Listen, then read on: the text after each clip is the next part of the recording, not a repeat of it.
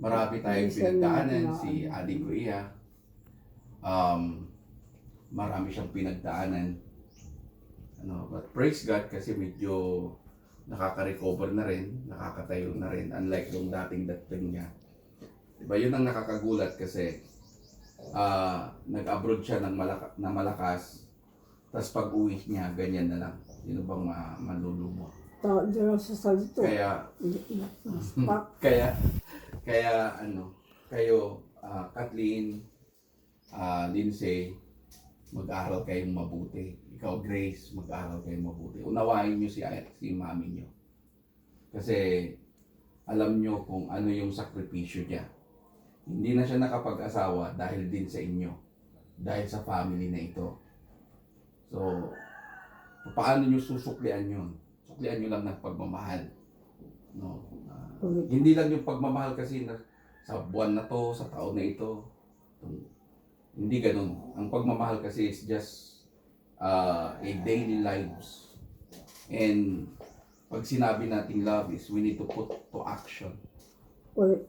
Kaya napakahalaga yun sa inyo. Mag-aaral ka, ikaw Kathleen, hanga ako sa iyo kasi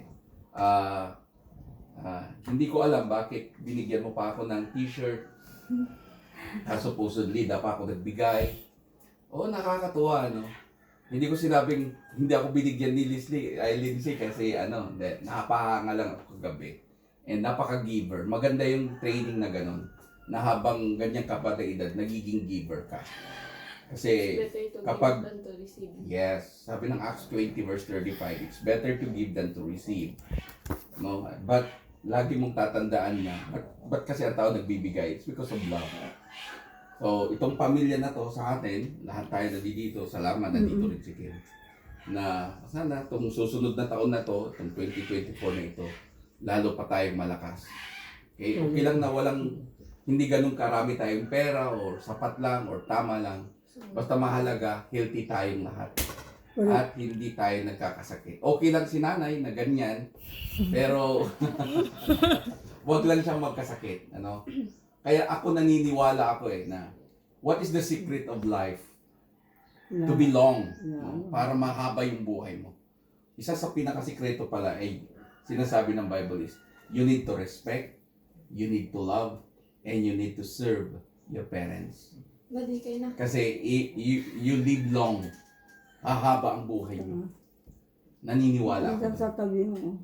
Okay? So, praise God. Let's eat. Amen. Andito na yung lettuce natin. Nabinanatan ko pa to nung nagsamyutsal kami. Magsasamyutsal tayo. Kami lang mag-i-enjoy dalawa. Tom! Woohoo! Kailan? Correct answer.